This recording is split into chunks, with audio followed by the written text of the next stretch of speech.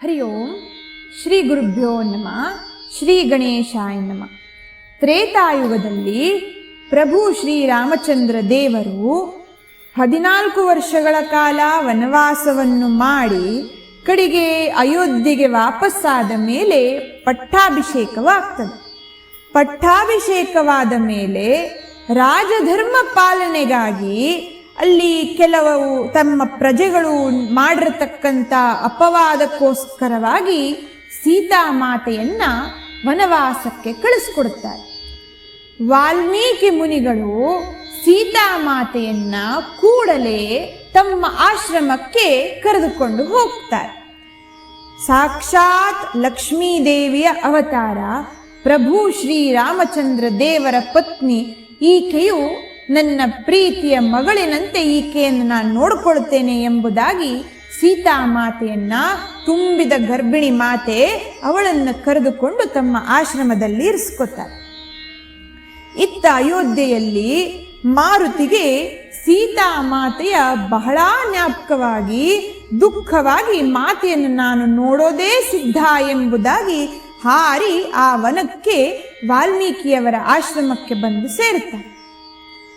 ಬಹಳ ದಿನಗಳ ನಂತರ ಮಾರುತಿಯನ್ನು ನೋಡಿದಂತಹ ಸೀತಾಮಾತೆಗೆ ಬಹಳ ಸಂತೋಷವಾಯಿತು. ಮಗು, ನಿನಗೆ ಇಷ್ಟವಾದಂತಹ ಎಲ್ಲ ರೀತಿಯ ಉತ್ತಮವಾದಂತಹ ಅಡಿಗೆಯನ್ನು ನಾನು ಮಾಡಿಕೊಂಡು ಬಂದು ನಿನಗೆ ಬಡಿಸ್ತೇನೆ ಎಂಬುದಾಗಿ ಸೀತಾಮಾತೆಯು ಕೂಡಲೇ ರುಚಿಕರವಾದಂತಹ ವಿಧ ವಿಧವಾದಂತಹ ಎಲ್ಲ ರೀತಿಯ ಅಡಿಗೆಯನ್ನ ಮಾರುತಿಯ ಹಸಿವನ್ನು ತೃಪ್ತಿಪಡಿಸೋಗೋಸ್ಕರವಾಗಿ ಮಾಡುತ್ತಾರೆ. ಕೂಡಲೇ ಮಾರುತಿಯನ್ನು ಕರೆದು ಎಲೆಯನ್ನು ಹಾಕಿ ಅಡಿಗೆಯನ್ನು ಬಡಿಸ್ಲಿಕ್ಕೆ ಪ್ರಾರಂಭ ಮಾಡ್ತಾರೆ. ಮಾರುತಿಗೋ ಸೀತಾಮಾತೆಯ ಕೈಯಿಂದಾದಂತಹ ರುಚಿಕರವಾದ ಅಡಿಗೆ ಮಾತೆಯು ಬಡಿಸಿದಷ್ಟು ಇವನು ಉಣ್ಲಿಕ್ಕೆ ಶುರು ಮಾಡ್ತಾನೆ. ಎಷ್ಟು ಮಾತೆ ಬಡಿಸಿದರೂ ಮಾರುತಿಯು ಅದನ್ನಷ್ಟು ಎಲೆಯ ಮೇಲಿದ್ದಂತಹ ಎಲ್ಲ ಪದಾರ್ಥಗಳನ್ನು ತಿಂದು ತಿಂದು ಮುಗಿಸ್ಲಿಕ್ಕೆ ಶುರು ಮಾಡ್ತಾರೆ. ಮಾತೆಯು ಮಾಡಿರತಕ್ಕಂಥ ಅಷ್ಟು ಅಡಿಗೆಯನ್ನು ಅಲ್ಲಿ ಬಡಿಸ್ತಾಳೆ. ಪೂರ್ತಿ ಅಡಿಗೆ ಖಾಲಿ ಆಯಿತು. ಆದರೆ ಮಾರುತಿಯ ಹಸಿವು ತೃಪ್ತಿ ಹೊಂದಲಿಲ್ಲ. ಈಗೇನು ಮಾಡೋದು? ಕೂಡಲೇ ಸೀತಾಮಾತೆಯು ಮನಸ್ಸಿನಲ್ಲಿ ಪ್ರಭು ಶ್ರೀರಾಮಚಂದ್ರ ದೇವರ ಧ್ಯಾನವನ್ನು ಮಾಡಿ ಇದಕ್ಕೆ ಏನು ಪರಿಹಾರ ಎಂಬುದಾಗಿ ವಿಚಾರಿಸಿದಳು.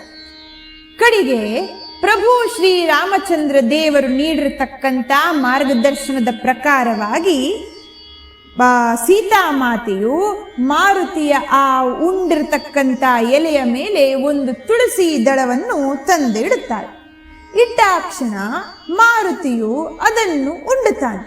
ಅದನ್ನು ಸ್ವೀಕರಿಸಿದ ಕ್ಷಣ ಮಾರುತಿಗೆ ಪೂರ್ತಿ ತೃಪ್ತಿ ಹೊಂದಿತು ಮತ್ತು ಹೊಟ್ಟೆ ತುಂಬಿತು ಎಂಬುದಾಗಿ ತಾಯಿಗೆ ನಮಸ್ಕಾರವನ್ನು ಮಾಡುತ್ತಾರೆ.